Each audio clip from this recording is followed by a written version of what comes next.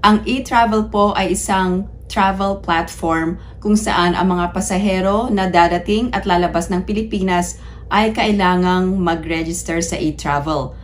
Lahat po ng pasahero, wala pong exceptions, pero kung hindi kayo nakapagparehistro bago kayo magbiyahe, doon po kayo sa airport magpaparehistro. Pero i-advise ko po sa inyo na bago kayo mag-travel sa Pilipinas ay kailangan nyo nang magparehistro within 72 hours prior to your departure. So, ibig sabihin, within 3 days, pwede na kayong magpa-register. Ang official announcement ng Bureau of Customs Commissioner na si Commissioner Nepomuceno tungkol sa pagsususpend ng QR code kung kayo ay magta-travel sa Pilipinas, pero ito lamang ay para doon sa mga walang ide-declare na goods pauwi ng Pilipinas. So sabi din niya, Pilipinas lang ang bansa na kailangang i-scan ang e-travel code para maka-exit sa customs. So good news po ito sa lahat ng mga pasahero na uuwi ng Pilipinas. Pero kung meron kayong ide-declare na goods ay kailangan nyo pa rin i-scan ang QR code. So hinanap ko ang official announcement ng Bureau of Customs Commissioner at nakita ko ang official announcement na ito sa website. Nakalagay dito na ang Bureau of Customs ay temporarily suspends green lane clearance scanning. So ito pong e-travel QR code ay kailangan pa rin sa customs kung meron kayong ide-declare na goods at kailangan din ng e-travel sa immigration. Temporary lamang ito para may streamline ang passenger processing. So lahat pa rin ng pasahero ay kailangan pa rin mag-register sa e-travel app at kailangan pa rin i-accomplish ang customs declaration form before arrival. Kapag na-generate ang QR code at wala kayong ide-declare, mas mabilis na ang pag-exit sa customs. So effective po ito August 14, 2025.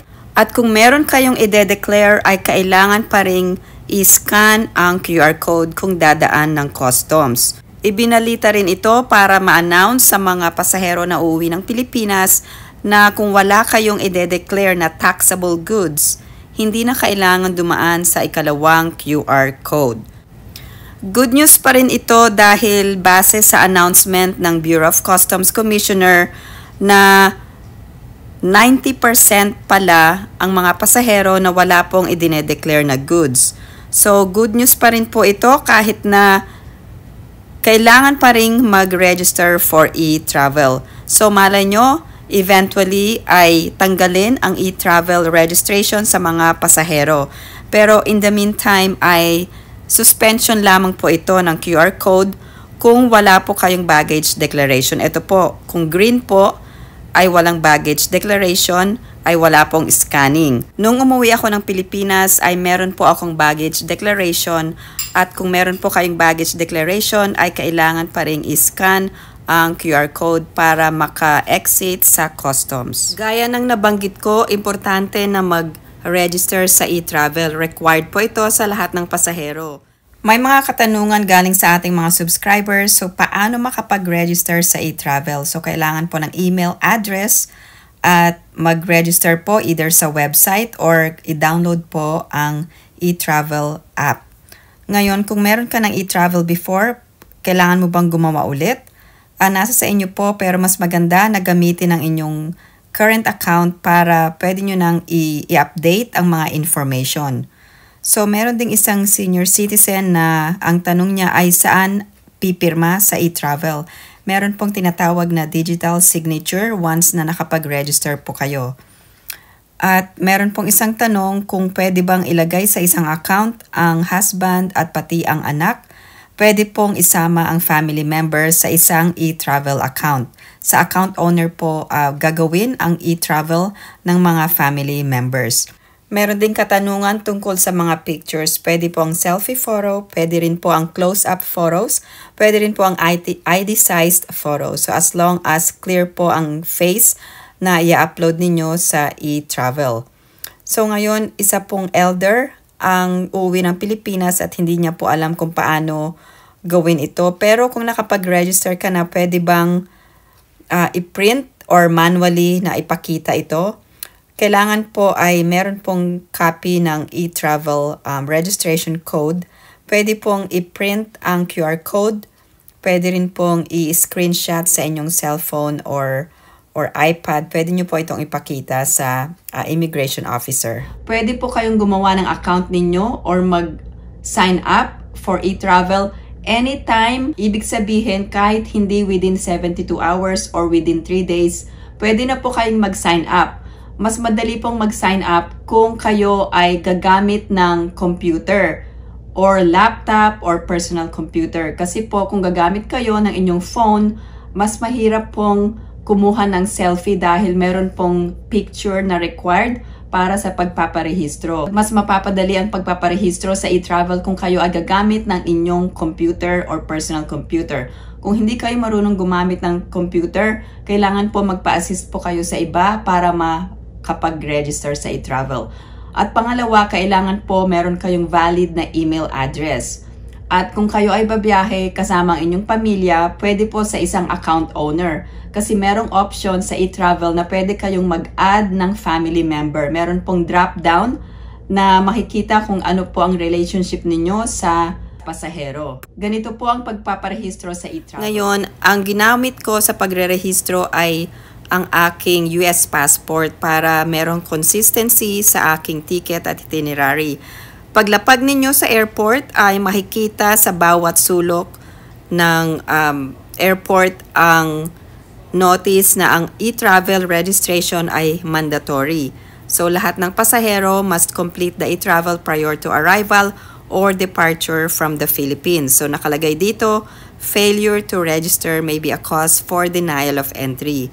At kung hindi naka-roaming ang phone ninyo ay may hirapan kayo na mag-connect sa internet pagdating sa airport.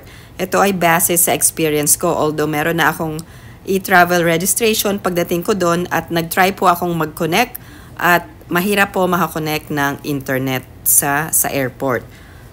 At isa pa ay kung first time yung magre-register for e-travel, pwede nyo pong gawin ito ahead of time, hindi po kailangan na within 3 days.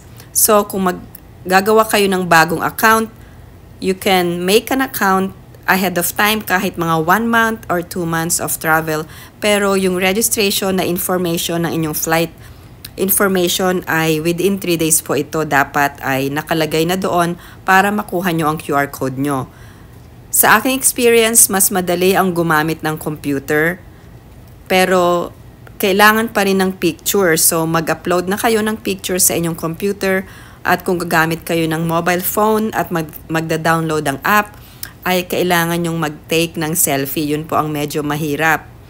Pero once na naka-register kayo at gumamit kayo ng computer or laptop, mas madali pong mag-register dahil meron na kayong ready na picture na in-upload ninyo. Minsan kasi ayaw gumana yung selfie na function doon sa e-travel. So, yung iba ay nahihirapan, pero may isa pang option. Pwede nyo ring gawin yung travel registration sa egov.ph. Pero ang ginamit ko ay nag-search po ako ng website. So, ito po ang aking actual na registration. Ang ginawa ko ay nag-register ako 2 days before date of departure para makita ko ang date na arrival in the Philippines ay June 7. So, umalis ako sa Pilipinas ng June 5th at umalis ako sa Las Vegas ng June 5th and dumating ako sa Pilipinas ng June 7th. Ngayon, itong connecting flight, ito ang ilalagay nyong information. Kasi kung marami kayong flight information, hindi nyo naman mailalagay lahat na yon. Ang importante ay yung last na flight nyo papunta ng Pilipinas. So, ito ang aking actual na registration from Las Vegas to Korea, then Korea to Manila. So, yung flight information ang flight information ay Korea to Manila. Ngayon, kapag natapos na ang inyong registration sa e-travel, ay nakakonect na rin ang Philippine Customs Declaration. Ngayon, 2 declaration ang gagawin nyo. Una, yung customs, yung mga items na dadalhin. Pangalawa ay ang Foreign Currency Declaration. Ngayon, kung meron kayong kasamang pamilya, ay pwede nyo nang isama sa registration nyo ang inyong either asawa nyo or anak ninyo ay pwede ng isang account lamang at isang email address lamang para sa lahat ng members ng family. So, yun ang ginawa ko dahil kasama ko ang aking anak na babae. At isang email address lang ang ginamit ko. Pero dalawa ang QR code na makikita nyo sa inyong email address. Dito sa General Customs Declaration Form ay pwede nyong ilagay ang amount of goods na pinurchase nyo galing sa ibang bansa. Maraming tanong dito sa number 2 sa foreign currency. In excess of $10,000. Kailangan bang i-declare? Yes, if in excess. Ngayon, ano ba ito? Individual or family? Ito po ay family declaration kung kasama nyo ang inyong pamilya. Pero kung mag-isa lang kayo, ay isa lang ang amount na i-declare ninyo. Isa pang importante itong number 9. Itong electronics or mobile phones in excess of quantities for personal use. Halimbawa, kung mag-isa lang kayo pero mga 10 phones ang dala nyo, so maka-question po ito dahil makikita sa scanner ang mga dala nyong electronic. So nabanggit ko rin na meron akong i-declare pero mga personal na pasalubong po ito at hindi po ito for sale. So dineclare ko lang dito sa other goods not mentioned above yung mga items gaya ng mga groceries na binili ko dito sa US. Hindi naman po maraming items ang dinala ko dahil nag-box na ako ahead of time. So ito lamang ay para lang mapuno or magamit ko lang ang aking checked baggage. So sayang naman, 'di ba? So kung magdadala ka rin lang ng bagahe ay punuin mo na ng pasalubong. Pero ang dinala ko lang dito karamihan ay mga food items at saka yung ilang mga body mist. At ito na, sa customs declaration, kailangan ng selfie, kailangan din ng signature. At ito na po ang actual na QR code after ng aking registration. Ang i-advise ko kung maggagawa kayo ng account, pwede kayong gumawa ng account ahead of time, not necessarily within 72 hours. Pero kung kayo ay babiyahe na, i-advise ko na mag-register kayo ng 2 days before ng inyong flight. Kung ang flight niyo ay Friday, mag-register na kayo ng Wednesday para mag-show po ang date of arrival kung meron kayong connecting flight. So, nangyari po sa akin ito dahil meron akong connecting flight.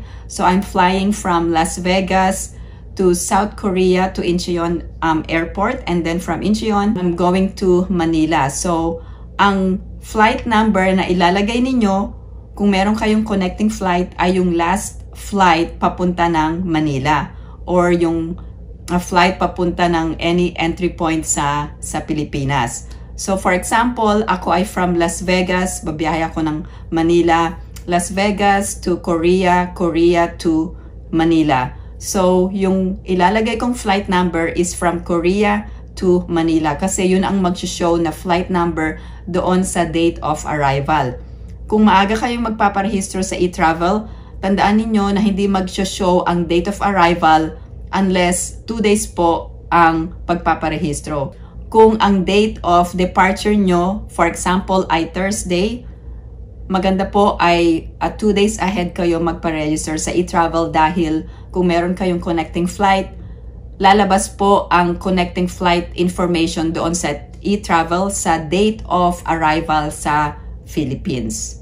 Kung kayo ay babiyahe bilang isang pamilya, pwede pong isang registration na lang po doon sa account owner. Pwede kayong mag-add ng family member at pwede nyong i-enter ang information ng family member.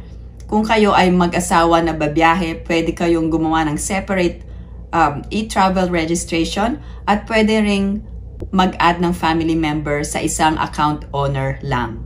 Sa mga nagtatanong, hindi na kailangan ng COVID vaccination dahil tinanggal na ang requirement na ito. Merong portion na health declaration sa e-travel. So, hindi na kailangan na ilagay ang COVID vaccination status dahil tinanggal na po ang rule na ito. Ibig sabihin, ilagay nyo lang po kung kayo ay nagkasakit 30 days prior to the flight or within 30 days. So, meron pang option at dapat ay tanggalin na ng Pilipinas ang health declaration doon sa e-travel portion dahil wala na pong COVID vaccination na requirement sa mga magta-travel. Bago kayo magparehistro sa e-travel or bago kayo mag-sign up, i-prepare nyo na po ang picture kung kayo ay gagamit ng computer dahil kailangan nyo pong mag-upload ng picture or selfie. Kung kayo ay gagamit ng phone sa pagre-register sa e-travel, kailangan po ay mag-take kayo ng selfie or mag-upload ng inyong picture. Marami ang nahihirapan kung kayo ay gagamit ng phone sa pagpaparegister sa e-travel dahil marami pong anggulo ng pagte-take ng selfie ang hindi po ma-process ang picture. So, ibig sabihin, paulit-ulit po kayong magte-take ng selfie at hindi po ito ma-upload. Ang advice ko sa inyo ay gumamit ng computer at mag-save na kayo ng pictures sa inyong computer para ma-upload nyo po ito sa e-travel. Salamat po sa pagsubaybay sa aking YouTube channel. Kung meron kayong katanungan or komento, i-post lang po sa comment section below. Thank you guys for watching. I hope everyone is staying safe and have a great day.